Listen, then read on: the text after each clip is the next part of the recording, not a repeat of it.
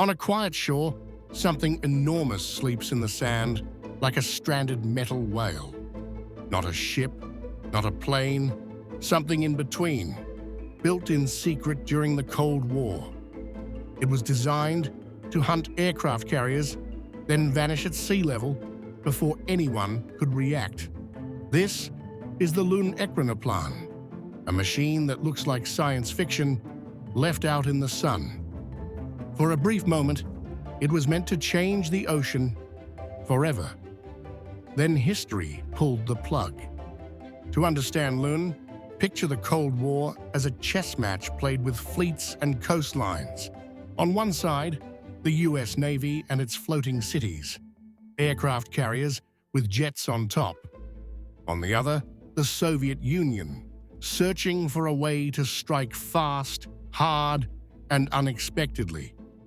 Not tomorrow, not next week. Fast enough to matter in minutes, not hours. So Soviet engineers asked a dangerous question. What if the sea itself could be a runway? The idea sounds like magic, but it's real. And it has a name: ground effect. It's the boost wings get when they fly extremely close to a surface, trapping air underneath.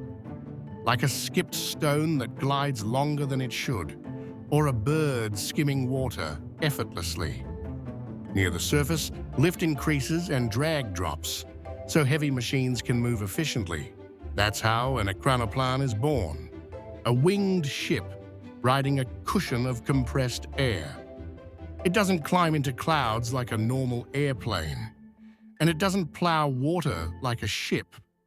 It stays low, so low it feels like cheating, turning the horizon into its ceiling.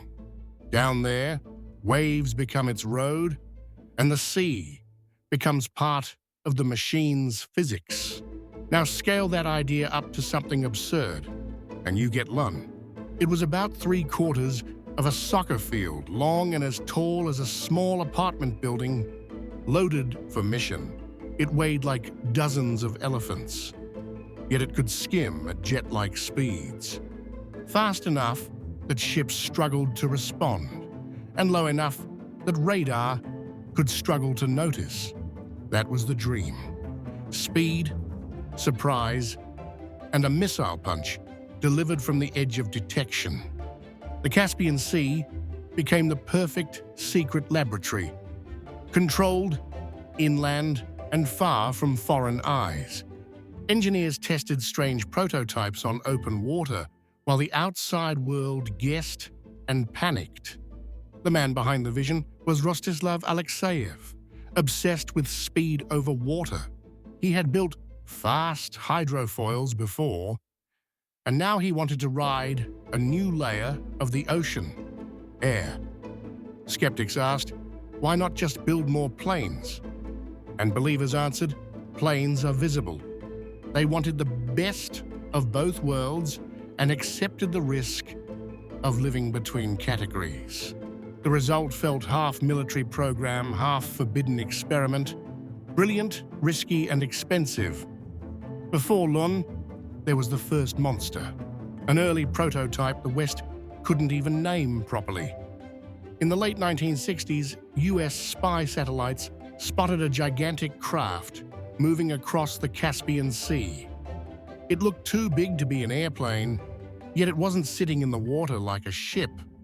American analysts nicknamed it the Caspian Sea Monster, and the nickname never died. That monster wasn't a weapon yet. It was proof that the impossible idea could actually work. It also proved how hard it was to control a giant flying ship when wind and waves disagree. Even so, the sight alone was a message. The Soviets were experimenting at the edge of physics. And if they could build one monster, everyone wondered, could they build 10? A whole fleet? In Western briefings, analysts stared at grainy images and tried to guess what they were seeing. Was it a plane? A ship? A trick of the camera? The uncertainty was the point of secrecy. Nicknames spread because official labels didn't exist, And fear hates an empty space. Even if the monster was only a prototype, it suggested a new kind of threat was possible. That psychological impact was real. A weapon doesn't need to fire to shape decisions. And inside the Soviet program, the atmosphere was intense, pride mixed with constant pressure. Test flights were not glamorous. They were long hours, sharp nerves, and endless checklists.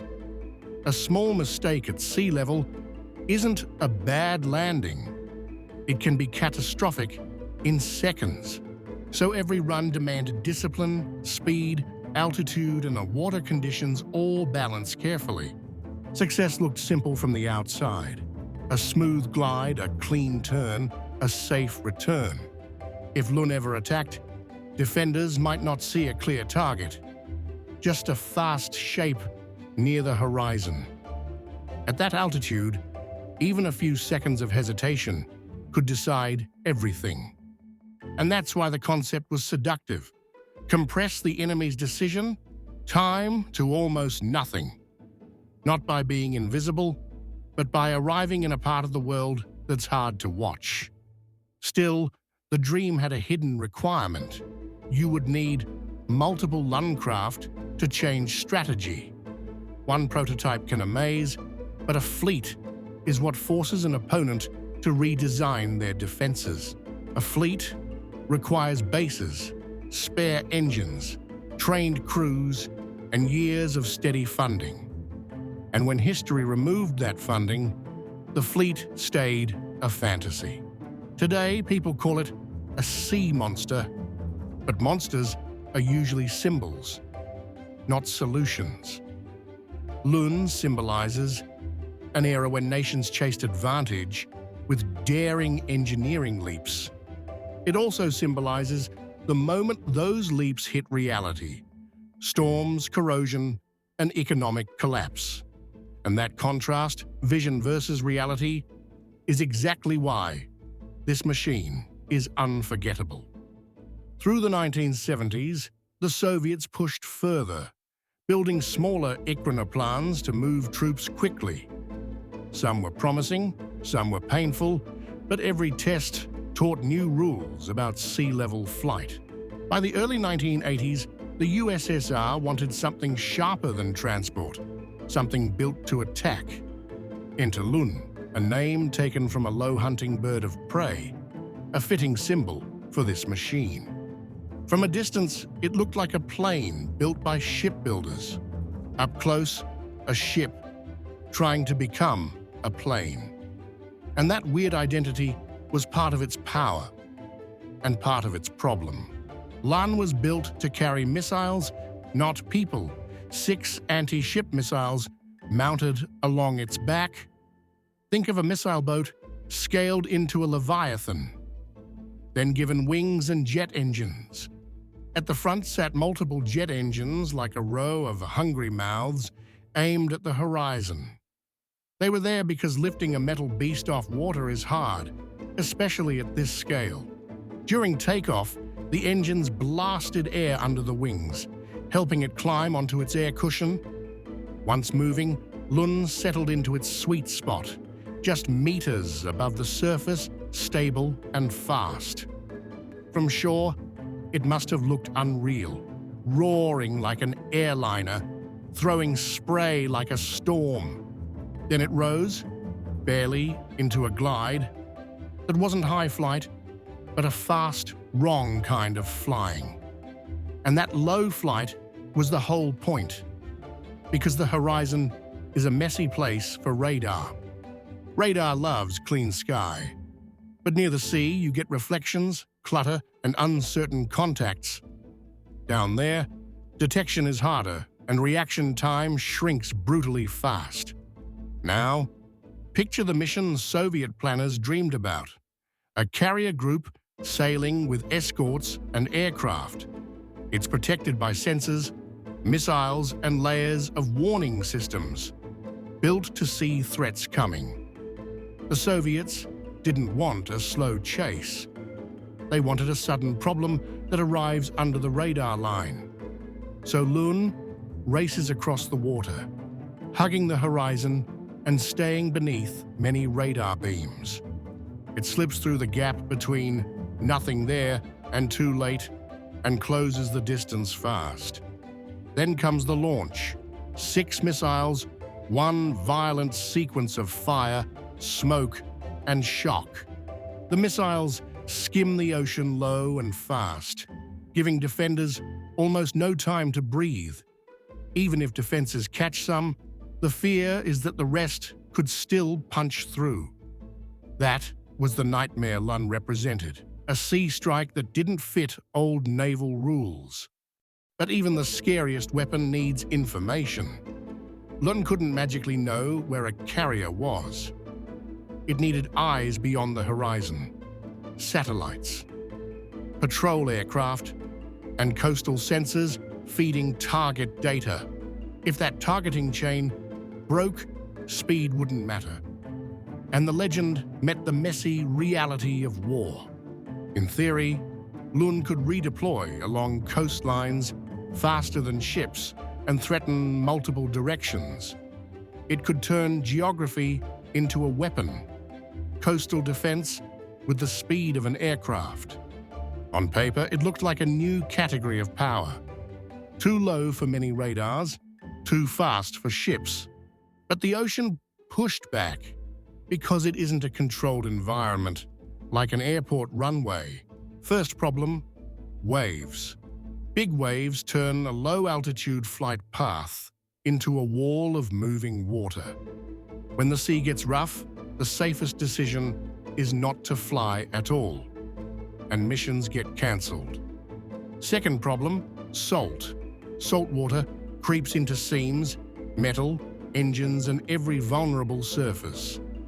Maintenance isn't optional, it's survival, and complexity multiplies when you have many jet engines. Third problem, specialization. Lun wasn't a normal airplane and wasn't a normal ship either. It lived between categories, and that's where logistics become difficult and budgets disappear.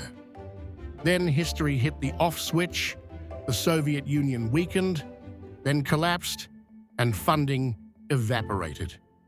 Projects that needed steady money and long-term support began to suffocate almost overnight. Only one Lun was fully completed and operational. The rest became plans that never matured.